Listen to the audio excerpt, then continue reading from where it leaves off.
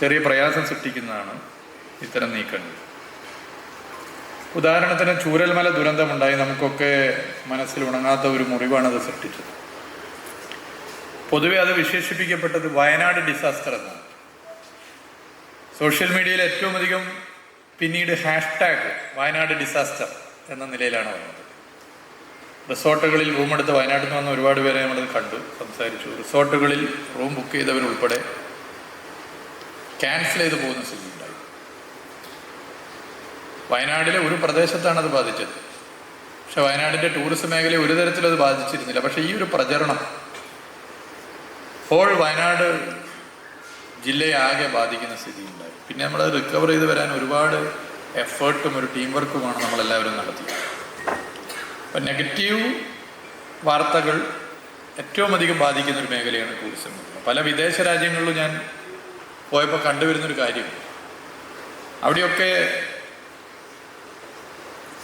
വാർത്തകളും ക്രിറ്റിസിസവും ഒക്കെ സ്വാഭാവികമായിട്ടും വരും. എന്നാൽ ടൂറിസം സെക്ടറുമായി ബന്ധപ്പെട്ട് പൊതുവെ അക്കാര്യത്തിൽ എല്ലാവരും യോജിച്ചു നിന്നുകൊണ്ട് ശ്രദ്ധിച്ചു പോകുന്ന ഒരു സ്ഥിതിയാണ് പൊതുവെ അവിടങ്ങളിലുള്ളത്. അത് നമ്മൾ പൊതുവെ മാതൃകയാക്കേണ്ടതാണ്. ഇവിടെ മാതൃഭൂമി എന്തായാലും ഇതുപോലെ ഒരു കോൺക്ലേവ് സംഘടിപ്പിക്കുന്നു എന്നുള്ളത് ഏറെ സന്തോഷകരമാണ്. ഞാൻ വളരെ ചുരുക്കി പറയാം, കാരണം ഒരുപാട് പേർ സംസാരിക്കാനുണ്ട്. കേരളത്തിൻ്റെ സാമ്പത്തിക തൊഴിൽ മേഖലകൾ കൂടി വലിയ നിലയിലേക്കുള്ള വളർച്ചയ്ക്ക് കാരണമാകുന്ന ഒരു സെക്ടറാണ് ടൂറിസം സെക്ടർ. ഇവിടെ പൊതുവെ നമ്മൾ ചോദിച്ചാൽ എന്തുകൊണ്ട് ടൂറിസം മേഖല പ്രസക്തമാകുന്നു, അതിന് ഉത്തരം കൂടിയാണ് ഞാനീ പറഞ്ഞത്. 2021 മെയ് 20 ഈ ഗവൺമെൻറ് അധികാരത്തിൽ വന്ന് ഈ ചുമതല, ടൂറിസം വകുപ്പിൻ്റെ ചുമതല തരുന്ന സമയത്ത് ഒരു മനുഷ്യന് തൊട്ടടുത്ത വീട്ടിലേക്ക് പോലും പോകാൻ വേണ്ടി പറ്റാത്ത നിലയിലേക്കുള്ള പ്രോട്ടോക്കോളുകൾ ഉണ്ടായിരുന്നു കോവിഡ് കാരണം. തൊട്ടടുത്ത വീട്ടിൽ പോകാൻ പറ്റാത്ത മനുഷ്യർക്ക് ടൂറിസ്റ്റ് ഡെസ്റ്റിനേഷനിലേക്ക് പോകുന്നത് ആലോചിക്കാൻ പോലും പറ്റാത്ത സ്ഥിതി. യഥാർത്ഥത്തിൽ ടൂറിസം മേഖല ഒരു വെന്റിലേറ്ററിലായി എന്ന് പറയപ്പെടുന്ന ഒരു ഘട്ടത്തിലാണ് ഇതിൻ്റെ ചുമതല എന്നുള്ള നിലയിൽ കാര്യങ്ങൾ ഏൽപ്പിച്ചത്. അപ്പോൾ എന്തൊക്കെയാണ് ഫ്യൂച്ചറിൽ ഈ പ്രതിസന്ധിയെ മുറിച്ചു കടക്കാൻ ചെയ്യാനാവുക എന്നുള്ളത് പലരുമായി കേൾക്കാനാണ് പൊതുവെ ഞങ്ങൾ തയ്യാറായിട്ടുള്ളത്. ഈ മേഖലയിലുള്ള ഓരോരുത്തരുമായും അന്ന് ഓൺലൈനിലൂടെയാണ് പല നിലയിലൂടെയുള്ള മീറ്റിങ്ങും മറ്റുമൊക്കെ സംഘടിപ്പിച്ച് മുന്നോട്ട് പോകുന്നത്. ഇപ്പോൾ മലബാറിൻ്റെ ടൂറിസത്തിൻ്റെ വികാസത്തെക്കുറിച്ചും ആ ഘട്ടത്തിൽ തന്നെ അത്തരത്തിലൊരു ചർച്ച നടത്തി. അത് ഏതെങ്കിലും ഒരു പ്രാദേശികവാദത്തിൻ്റെ ഭാഗമായിട്ടല്ല നമ്മൾ കാണുന്നത്. മലബാറിൻ്റെ ടൂറിസം വികസിച്ചാൽ അതിൻ്റെ ഗുണഭോക്താവാകുന്നത് കേരളമാണ്, ദ ഹോൾ കേരള സ്റ്റേറ്റ്. നമ്മുടെ ശരീരത്തിലെ ഏതെങ്കിലും ഒരു അവയവം പുഷ്ടിപ്പെട്ടാൽ അതിൻ്റെ ഗുണം മൊത്തം ആ വ്യക്തിക്കാണ്. അപ്പോൾ മലബാർ വികസിക്കുക എന്നുള്ളത് കേരളത്തിൻ്റെ ആവശ്യമാണ്. 2021 ഇതിൻ്റെ ഒരു പരിശോധന നടത്തിയപ്പോൾ ഇവിടെ ബഹുമാനപ്പെട്ട ശ്രീ ശ്രേയംസ് കുമാർ ചൂണ്ടിക്കാട്ടി 6% സഞ്ചാരികൾ മാത്രമാണ് മലബാറിലെ 7 ജില്ലകളിലേക്ക് വരുന്നത്. തൃശ്ശൂർ മുതൽ കാസർഗോഡ് വരെയുള്ള ജില്ലകൾ, എറണാകുളത്തിൻ്റെ ഒരു ചെറിയ ഭാഗം എടുത്താൽ പഴയ മലബാർ, ഈ ഇടങ്ങളിൽ ടൂറിസ്റ്റ് കേന്ദ്രങ്ങളില്ലാഞ്ഞിട്ടല്ല. അപ്പം എന്തുകൊണ്ട് സഞ്ചാരികൾ വരുന്നില്ല? ഇതൊരു പ്രധാന പ്രശ്നമായിരുന്നു. മലബാർ ടൂറിസത്തെ പ്രൊമോട്ട് ചെയ്യുക എന്നുള്ളത് മാനിഫെസ്റ്റോയിൽ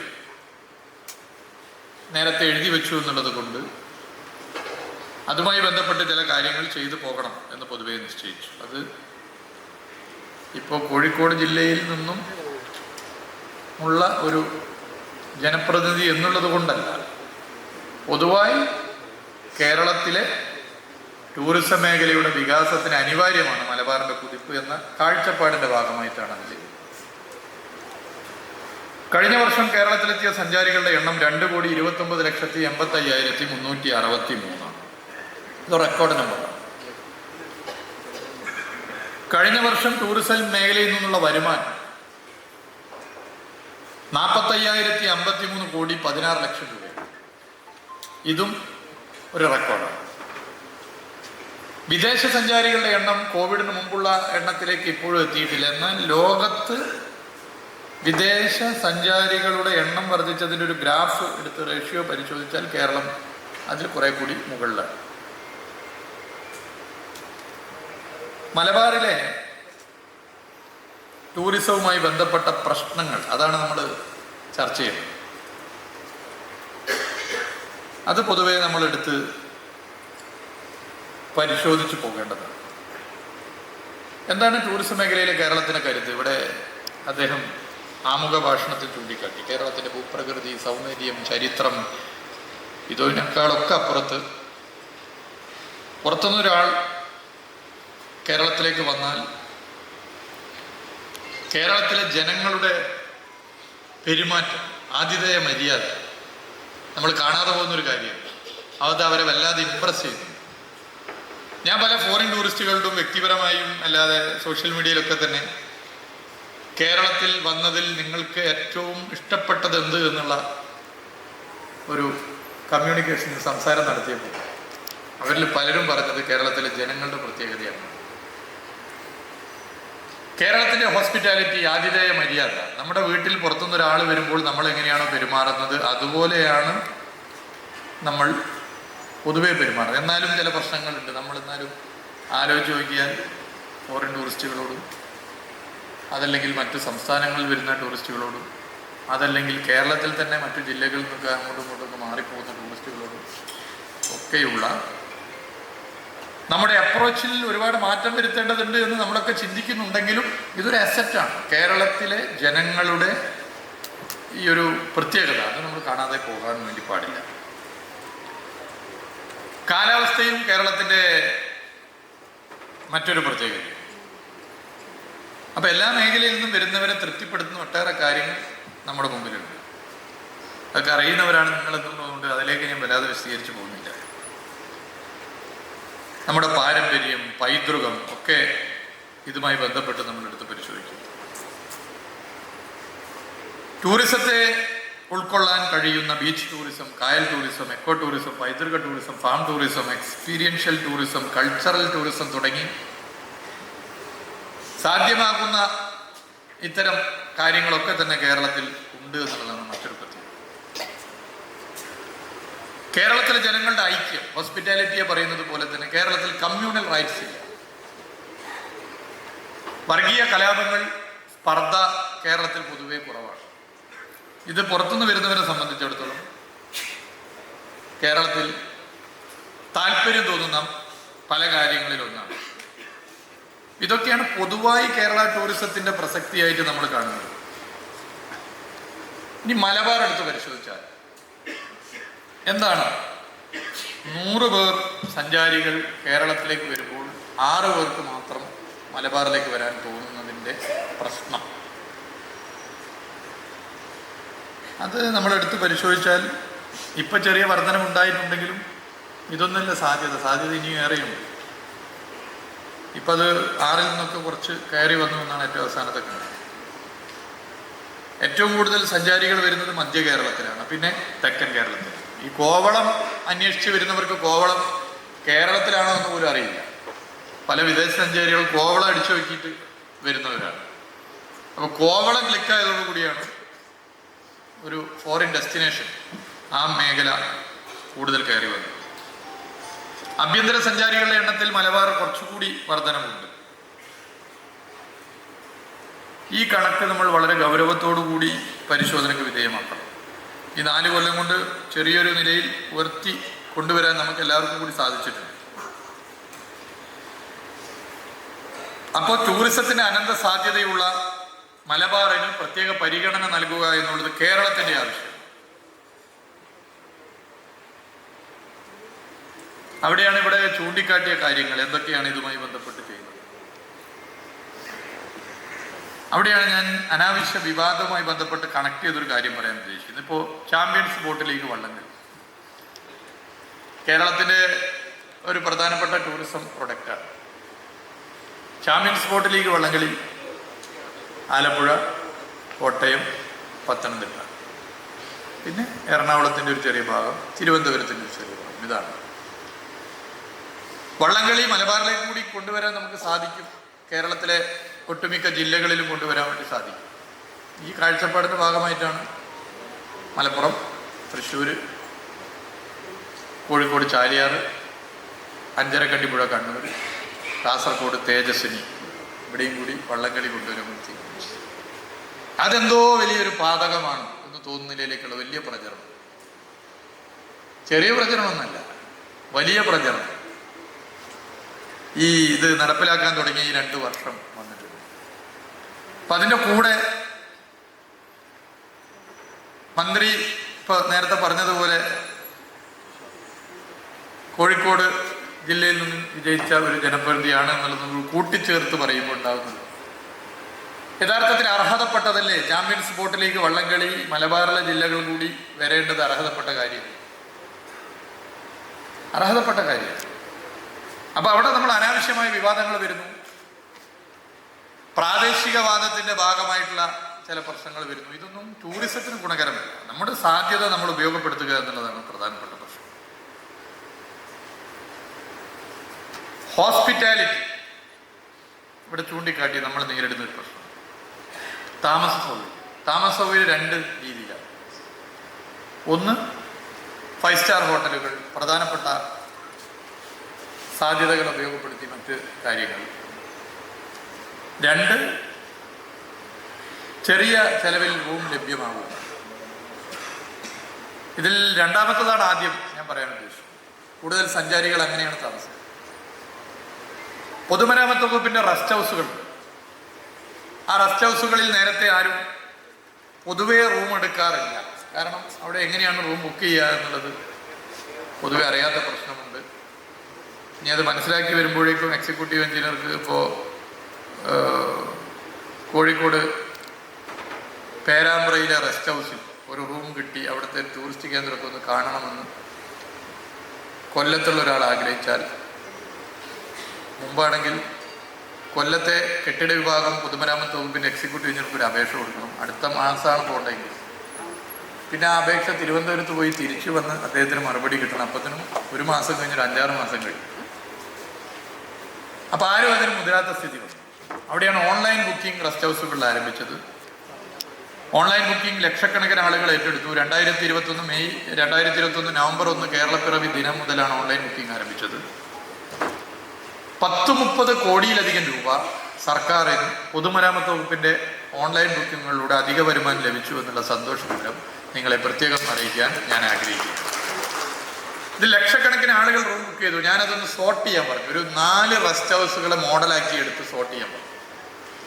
അങ്ങനെ സോർട്ട് ചെയ്തൊരു പരിശോധന നടത്തിയപ്പോൾ അതിലൊരു 65% ടൂറിസ്റ്റുകളാണ്. അപ്പം ടൂറിസ്റ്റുകളാണ് ഇത് ഫലപ്രദമായി ഉപയോഗപ്പെടുത്തിയിട്ടുള്ളത്. അപ്പോൾ ഒരു പരിധിവരെ നമ്മുടെ മുമ്പിൽ നമ്മുടെ കൈകളിലുള്ള അസറ്റിനെ നമുക്ക് ഉപയോഗപ്പെടുത്താനുള്ളൊരു ശ്രമം പൊതുവെ നടത്തി. അത് ഇനിയും നമുക്ക് വിജയകരമായി മുന്നോട്ട് കൊണ്ടുപോകാം. രണ്ടാമത്തെ 5 സ്റ്റാർ ഹോട്ടലുകൾ. 5 സ്റ്റാർ ഹോട്ടലുകളുടെ കാര്യത്തിൽ സർക്കാരിന് ഒരു ഫെസിലിറ്റേറ്റർ ആകാൻ മാത്രമേ കാര്യമായി സാധിക്കുകയുള്ളൂ. നമുക്കറിയാം. അതിനെന്ത് ചെയ്യാനാവും? ഇപ്പോൾ BRDCയുടെ MD ഷിജിനിവിടെയും ബേക്കൽ നമ്മുടെ മുമ്പിൽ കാസർഗോഡ് ജില്ലയിലെ ബേക്കലുണ്ട്. ബേക്കലിൻ്റെ ഒരു കണക്ക് ഞാനെടുത്ത് മുന്നോട്ട് വെക്കാൻ ആഗ്രഹിക്കുക. ആ കണക്ക് മുന്നോട്ടെടുത്ത് വെക്കുമ്പോൾ ബേക്കൽ പദ്ധതിയുടെ പരിധിയിൽ വരുന്ന ഉദുമ പഞ്ചായത്തിലെ നമ്മുടെ സർക്കാരിൻ്റെ സ്ഥലത്ത് ഒരു 5 സ്റ്റാർ ഹോട്ടൽ PPP മോഡൽ ഉദ്ഘാടന പരിപാടിയിൽ ബഹുമാനപ്പെട്ട മുഖ്യമന്ത്രി പങ്കെടുക്കാൻ വേണ്ടി പോയ പരിപാടിയിൽ അധ്യക്ഷത വഹിച്ചുകൊണ്ട് പറഞ്ഞൊരു കാര്യം ചിലർക്ക് സംശയം തോന്നി. അത് അവിടെയുള്ള ആർക്കും സംശയമില്ലായിരുന്നു. സോഷ്യൽ മീഡിയയിൽ ആ സ്പീച്ച് കേട്ട ചിലർക്ക് സംശയം തോന്നി എന്നെ ഫോൺ ചെയ്തു. ഞാനവിടെ പറഞ്ഞത്, ഈ ഉദുമ എന്ന് പറയുന്ന പഞ്ചായത്തിൽ 3 5 സ്റ്റാർ ഹോട്ടൽ വന്നു കഴിഞ്ഞു. ഇത് 3ാമത്തെ 5 സ്റ്റാർ ഹോട്ടൽ ഒരു പഞ്ചായത്തിൽ. ആ പഞ്ചായത്തിൻ്റെ റവന്യൂ ഒരു ഭാഗത്ത് നോക്കണം. അപ്പോൾ അവിടെ അത് പ്രസംഗം കഴിഞ്ഞു പോയിട്ട് എന്നെ 2 ആൾ വിളിച്ചു ചോദിച്ചു, ഇത് വസ്തുതയാണ്. പ്രധാനപ്പെട്ട ഹോട്ടൽ വ്യവസായ ഗ്രൂപ്പിന് 3 വൻകിട ഹോട്ടലുകൾ. അപ്പോൾ ആദ്യ 2 ഹോട്ടലുകളും നല്ല നിലയിൽ മുന്നോട്ട് പോയി. 2 BRDC നൽകിയ സ്ഥലം, ആ സ്ഥലത്താണ് ഈ ഹോട്ടലുകൾ വന്നത്. അത് ടൂറിസ്റ്റുകൾക്ക് വരാനും താമസിക്കാനും സാധ്യമാകുന്ന സ്ഥിതി വരുന്നു. അപ്പോൾ ഈ ഒരു സാധ്യതകൾ, ഹോസ്പിറ്റാലിറ്റിയുടെ പ്രശ്നം പരിഹരിക്കാൻ വേണ്ടി വലിയൊരു ശ്രമം പൊതുവെ നടത്തിക്കൊണ്ടിരിക്കുകയാണ്. ഹോസ്പിറ്റാലിറ്റി പ്രശ്നം പോലെ തന്നെ രണ്ടാമത്തെ ഒരു പ്രധാന പ്രശ്നമാണ് കണക്ടിവിറ്റി. അതിവിടെ പറഞ്ഞു, ഞാൻ ആവർത്തിക്കുന്നില്ല. NH66 ചിലയിടങ്ങളിൽ തീർന്നു, ചിലയിടങ്ങളിൽ ചില പ്രശ്നങ്ങളുണ്ട്. പ്രവൃത്തി അത് നല്ല നിലയിൽ നടത്തി സർവീസ് റോഡ് മറ്റു പ്രശ്നങ്ങളൊക്കെ പരിഹരിച്ച് മുന്നോട്ട് പോയി അത് പൂർത്തീകരിച്ച് കഴിഞ്ഞാൽ നമുക്ക് ഏറ്റവും സാധ്യതയുള്ള മേഖലകളായി ഈ മലബാറിലെ ടൂറിസ്റ്റ് കേന്ദ്രങ്ങൾ മാറും. ഇപ്പം തന്നെ നിങ്ങൾ എടുത്തു നോക്കും, ഇപ്പോൾ മാഹി ബൈപ്പാസിലൂടെ യാത്ര ചെയ്യുന്നു. നേരത്തെ വടകരയിൽ നിന്നും ഈ പറയുന്ന മാഹിയിലേക്ക് എത്താൻ 2 മണിക്കൂറെങ്കിലും 10-30 കിലോമീറ്റർ ഉള്ളെങ്കിലും ബ്ലോക്ക് കുടുങ്ങി തലശ്ശേരി മാഹി ഒക്കെ കിഴക്ക് ഇപ്പോൾ 15 മിനിറ്റ് വേണം. നമ്മളെപ്പോഴും ഈ പ്രവൃത്തി നടക്കുന്ന ഇടങ്ങളിലെ പ്രശ്നങ്ങളാണ് പൊതുവേ നമ്മൾ ചർച്ച ചെയ്യുക. പക്ഷേ പ്രവൃത്തി പൂർത്തീകരിച്ച ഇടങ്ങളിലൂടെയുള്ള യാത്ര എന്നുണ്ട്. ഇപ്പോൾ നമ്മൾ തൃശ്ശൂരിൽ നിന്ന് ഇങ്ങോട്ട് വരുമ്പോൾ മലപ്പുറം എത്തിക്കഴിഞ്ഞാൽ മലപ്പുറം ഒരു ചെറിയ ഭാഗം മാറ്റി നിർത്തിയാൽ കോഴിക്കോട് വെങ്ങളം വരെ വളരെ വേഗത്തിൽ നമ്മളെത്തും. നമ്മുടെ നാടാണോ എന്ന് നമുക്ക് സംശയം തോന്നുന്ന നിലയിലാണ്. നേരത്തെ 4-5 മണിക്കൂർ എടുത്തത് നമ്മൾ 1-1.5 മണിക്കൂർ കൊണ്ട് എത്തും. അപ്പം ഇത് ടൂറിസം സെക്ടറിന് ഏറെ ഗുണകരമാണ്, പ്രതീക്ഷയാണ്. ഇന്നലെ കഴക്കൂട്ടം മുതൽ കാട്ടായിക്കോണം വരെയുള്ള തിരുവനന്തപുരം ജില്ലയിലെ ഒരു സ്ട്രെച്ചിൻ്റെ ഇതുമായി ബന്ധപ്പെട്ടൊരു മീറ്റിംഗ് നടത്തിയപ്പോൾ അവർ അതിൽ പറഞ്ഞ 1-2 വിഷയങ്ങളുണ്ട്. ചിലയിടങ്ങളിലെ പ്രശ്നം ഇത് പല സ്ഥലത്തും വരുന്ന പ്രശ്നമാണ്. ഞാനപ്പോൾ തന്നെ അതിൻ്റെ NHAയുടെ ROയുമായി സംസാരിച്ചു. ഒരു പ്രധാനപ്പെട്ട ഡെസ്റ്റിനേഷൻ, നമ്മൾ കോവളത്തേക്കൊക്കെ എത്താൻ ഏറ്റവും സാധ്യതയുള്ള ഒരു പ്രശ്നമാണ്. ഒരു ഭാഗത്ത് NH66, മറ്റൊന്ന് കോസ്റ്റൽ ഹൈവേ. 50 കിലോമീറ്റർ ഇടവിട്ട് 9 ജില്ലകളിലൂടെ കടന്നു പോകുന്ന coastal highway tourist destination, 50 kilometres tourist ഡെസ്റ്റിനേഷനായിട്ടാണ് ഡിസൈൻ ചെയ്തിരിക്കുന്നത്.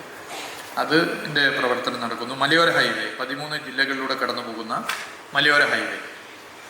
ഇത് 3ഉം നമ്മുടെ പ്രതീക്ഷയാണ്.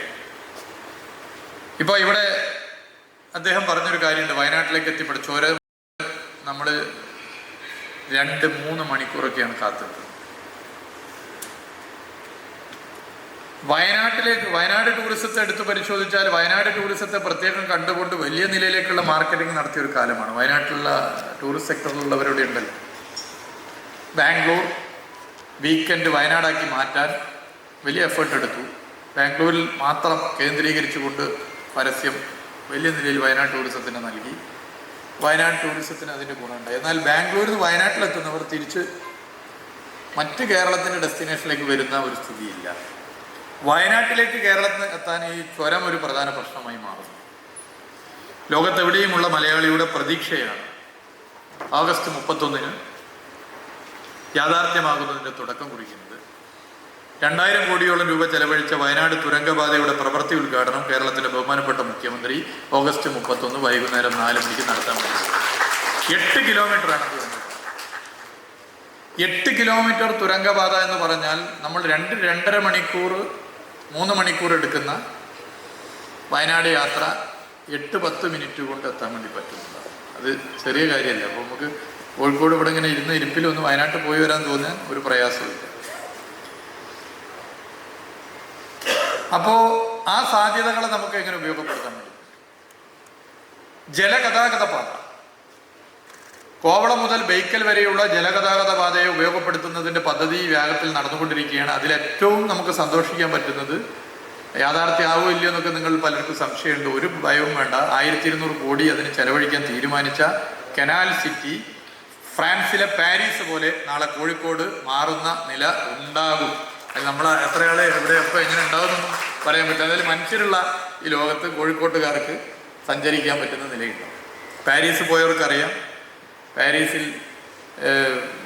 ഉള്ള പ്രത്യേക നഗര ഹൃദയത്തിലൂടെയുള്ള യാത്ര. ഞാനിപ്പോൾ കുറച്ചായിട്ട് വിദേശയാത്ര കുറവാണ്. ചിലർ ഈ വിവാദം വരുന്നതാണ്, അല്ല വിവാദം വരുന്നുണ്ടല്ല, 1-2 തവണ യാത്ര ചെയ്യാൻ നേരത്ത് വേറെ ചില പ്രശ്നങ്ങളുണ്ട്. പക്ഷേ ടൂറിസം മന്ത്രിമാർ വിദേശയാത്ര നടത്തുമ്പോൾ ഒരുപാട് പുതിയ കാര്യങ്ങൾ മനസ്സിലാക്കാൻ പറ്റും. പഴയ ടൂറിസം മന്ത്രി ഇവിടെ ഇരിക്കുന്നുണ്ട്, ഒരുപാട് നടത്താൻ പറ്റും.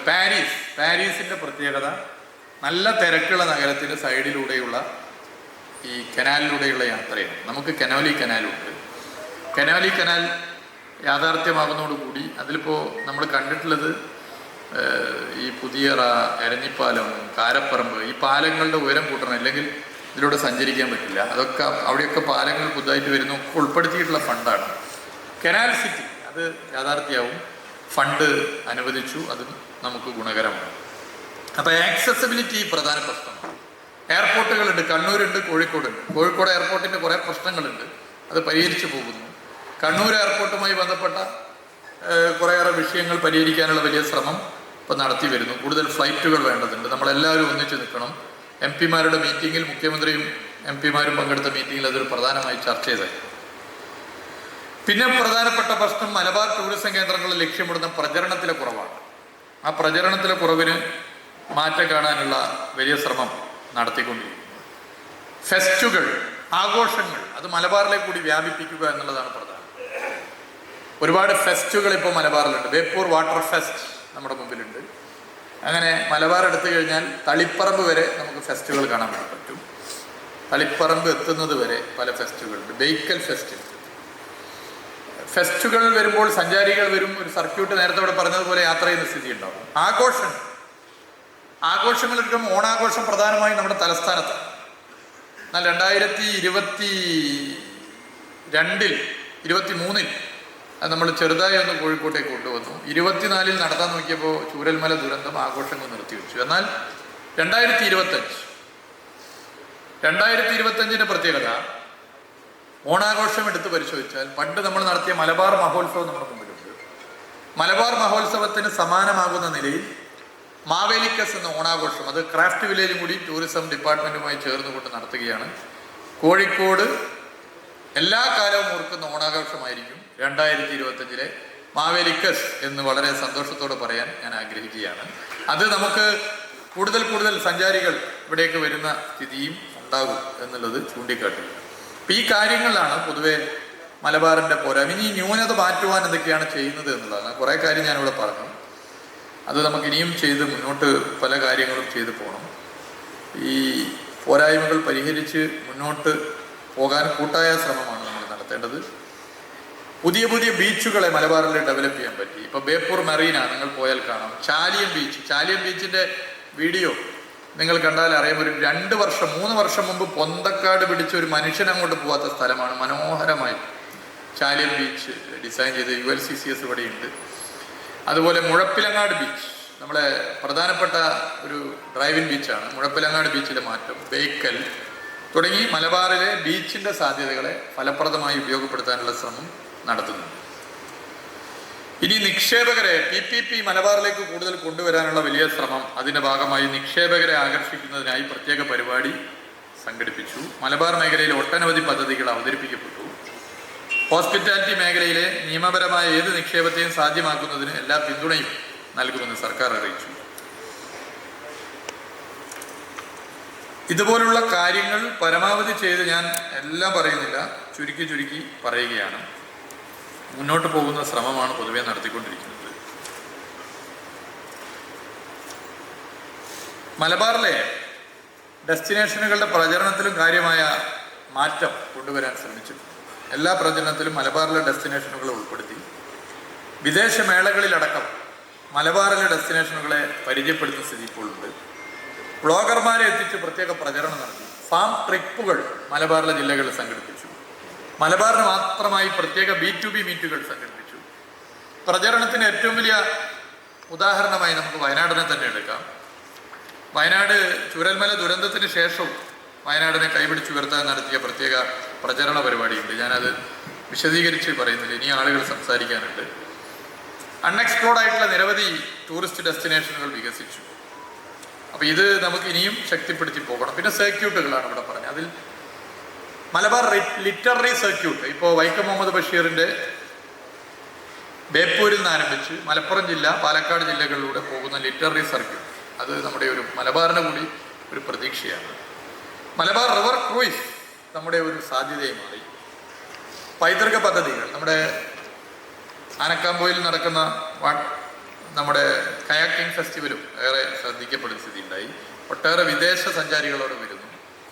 CBL മലബാറിലേക്ക് ഇനി എന്തൊക്കെ പറഞ്ഞാലും മലബാറിലേക്ക് വ്യാപിപ്പിക്കുന്നത്. അതിന് ഒരു കാര്യം ഞാൻ പറഞ്ഞുതരാം.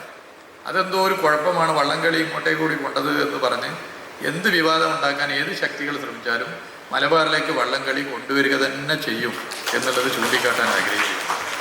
അത് നിലവിലുള്ള ഇടങ്ങളിൽ എന്തെങ്കിലും ഒരു കുറവ് വന്നിട്ടല്ല വരുന്നത്. അങ്ങനെ അവിടെ എന്തെങ്കിലും ഒരു കുറവ് വന്നിട്ടാണ് ഇങ്ങോട്ടേക്ക് വരുന്നതെങ്കിൽ മനസ്സിലാക്കാം. അങ്ങനെയല്ല, അത് ആ നിലയിൽ കൊണ്ടുവരും.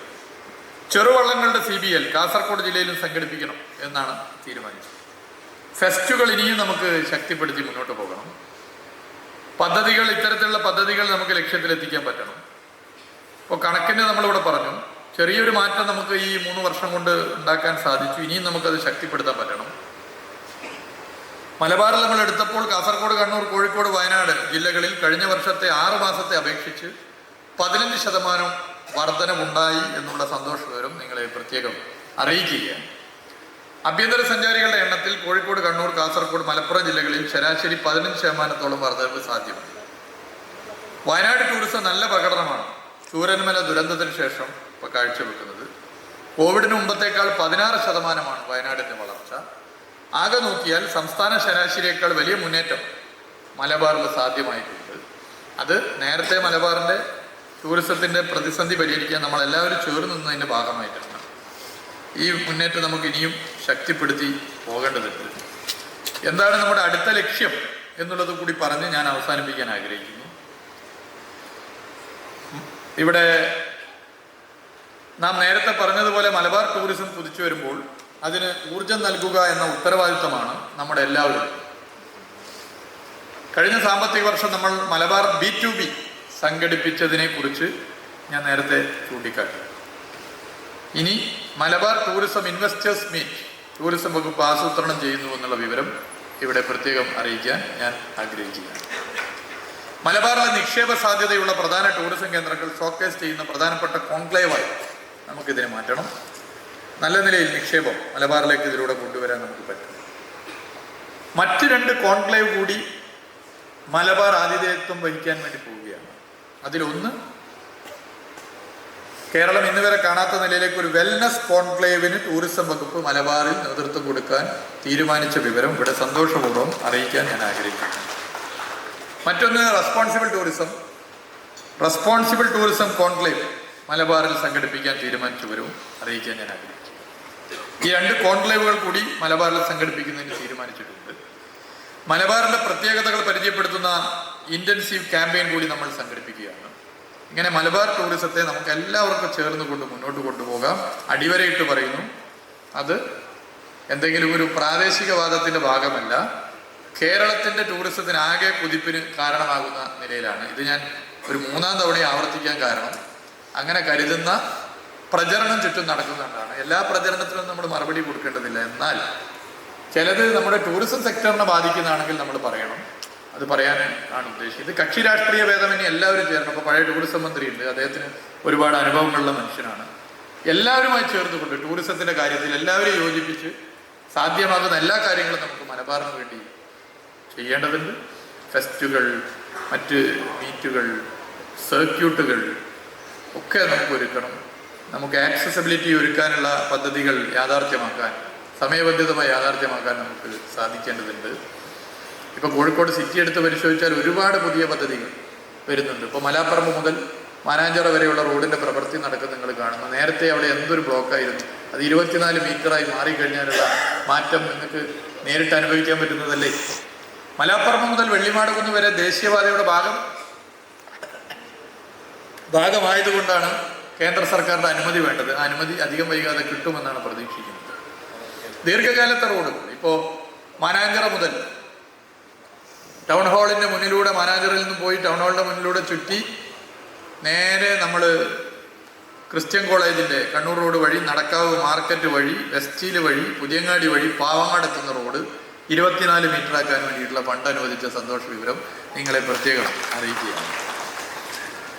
ഇതുപോലെ ഒരുപാട് റോഡുകളുണ്ട്. ഞാൻ ഓരോന്ന് എടുത്ത് പറയുന്നില്ല. സിറ്റിയിലെ ഒരുപാട് റോഡുകൾ നമുക്ക് യാഥാർത്ഥ്യമാക്കാനുണ്ട്. അങ്ങനെ ഒരു 12 റോഡുകൾ കോഴിക്കോട് സിറ്റി നല്ല വീതിയിൽ കൊണ്ടുവരാനുള്ള ഫണ്ട് അനുവദിച്ചു. ഇനി അതിൻ്റെ ഭൂമി ഏറ്റെടുക്കൽ, അതിൻ്റെ പ്രവൃത്തി ആരംഭിക്കുക, ഇതൊക്കെ വന്നു കഴിഞ്ഞാൽ ഒരു സംശയമില്ലാതെ നമുക്ക് പറയാൻ വേണ്ടി പറ്റും, കനാൽ സിറ്റി, കോഴിക്കോട് സിറ്റിയിലെ പുതിയ റോഡ്, ന്യൂഡൽഹി ആയതുപോലെ ഒരു 2030 ആകുമ്പോഴേക്കും കാലിക്കറ്റ് ഒരു ന്യൂ കാലിക്കറ്റായി മാറും എന്ന കാര്യത്തിൽ ഒരു സംശയം നിങ്ങൾക്ക് വേണ്ട.